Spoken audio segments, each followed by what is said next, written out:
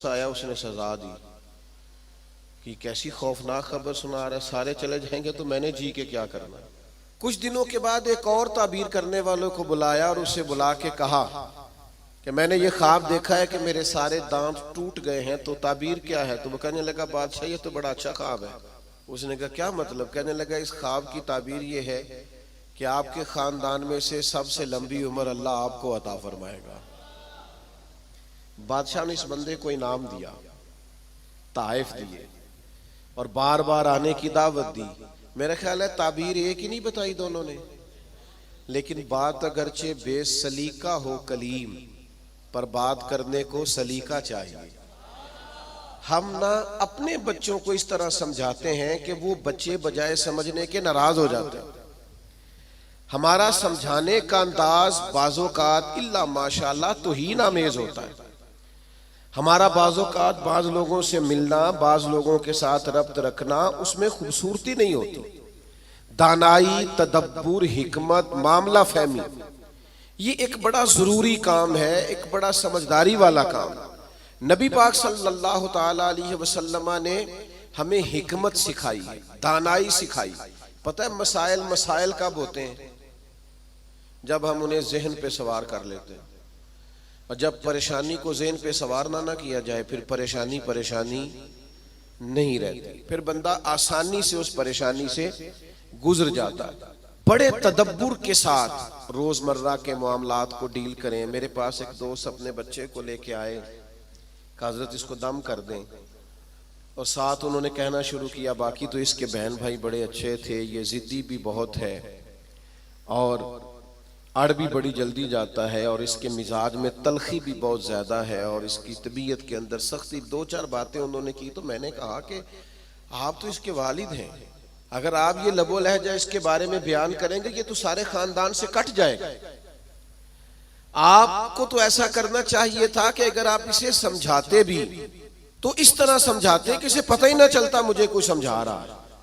आप इसको जिद्दी जिद्दी कह रहे हैं, इसका तो ज़हन बन जाएगा मैं तो वाकई जिद्दी हूं, तबीयत बन जाएगी, जहन उसका उलझ जाएगा। हिकमत के साथ अपने मुखालिफ को भी कभी डील करें ना। आपकी तवज्जो है मेरी बात पर? अपने मुखालिफ को भी कभी डील करें ना। हम ना बाज दुश्मनों को इतनी अहमियत देते हैं कि वो तगड़े हो जाते हैं। कुछ दुश्मन ऐसे होते हैं जिनके बारे में कुरान का हुक्म ये है कि वइज़ा खातबहुमुल जाहिलूना कालू सलामा, जब तुम्हारा जाहिलों से आमना सामना हो तो तुमने कहना है भाई तुम्हें सलाम हो। हर आदमी से उलझेंगे नहीं, हर एक से बहस नहीं करेंगे, हर एक के बारे में ये जहन नहीं बनाएंगे कि ये भी मेरा दुश्मन है, ये भी मेरा मुखालिफ। इतनी जल्दी अपने जहन के अंदर तनाव नहीं पैदा करेंगे। एक सहाबी आए हुजूर की खिदमत में, मिशकात शरीफ में हदीस मौजूद है। अर्ज किया या रसूल अल्लाह सल्लल्लाहु ताला अलैहि वसल्लम, कुफार आपका नाम बिगाड़ बिगाड़ के लेने लगे हैं, माज़अल्लाह सुम्मा माज़अल्लाह। वो कहते हैं अगर हमने मोहम्मद मान लिया तो मोहम्मद का माना तो वो है जिसकी तारीफ की जाए बार बार। अब वो नाम बिगाड़ बिगाड़ के माज़अल्लाह आपको बुरा भला कहते हैं।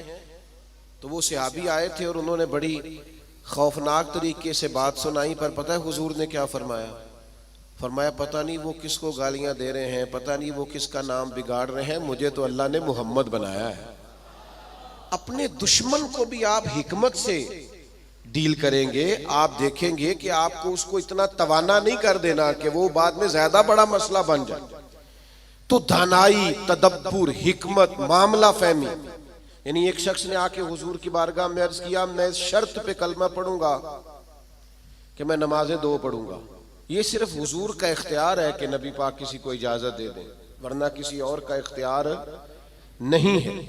मैं फकत 2 नमाजें पढ़ूंगा, अगर आप इजाजत देते हैं तो मैं कलमा पढ़ता हूं। अल्लाह के हबीब ने फरमाया तो आ जा 2 ही पढ़ लेना। शारहीन हदीस ने लिखा है उसने 2 नमाजों की शर्त पे कलमा पढ़ा था, फिर वो तहज्जुद भी पढ़ा करता था।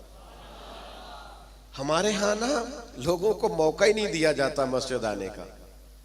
ये कभी कभी कच्चे नमाजी आते हैं ना रमजान शरीफ में, तो पक्के नमाजी उन्हें घूरते हैं, कहते हैं तुसी आ गए हो फसली बटेरे, और भाई इन बच्चों को आ तो लेने दो और दुआ करो या अल्लाह मस्जिद आ गया है, अब मेहरबानी फरमा इस पे रहमत कर, इसे पक्का नमाजी बना दे। लेकिन वो दानाई, वो खास हिकमत, वो मामला फहमी, वो हुस्न जो नबी पाक अलैहिस्सलाम ने हमें दिया है, हमें उस मामला फहमी को समझना चाहिए, हमें मौका देना चाहिए।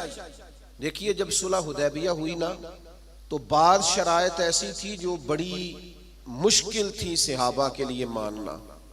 मसलन एक शर्त ये थी सुलह हुदैबिया, जब हुजूर ने कुफारे मक्का के साथ सुलह की, तो उसमें एक शर्त ये थी कि अगर कोई मुसलमान मक्के से मदीने आएगा अपने आका की इजाजत के बगैर, तो मदीने में उसे रखा नहीं जाएगा, वापस किया जाएगा।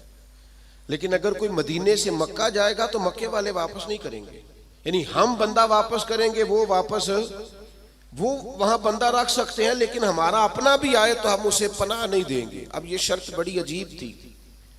हजरत उमर रदी अल्लाह ताला अन्हु परेशान हो गए, बुखारी शरीफ में मौजूद है, और जाके अर्ज की या रसूल अल्लाह सल्लल्लाहु ताला अलैहि वसल्लम, आप भी सच्चे हैं, कुरान भी सच्चा है, इस्लाम भी सच्चा है, फिर हम दब के सुलह क्यों करें?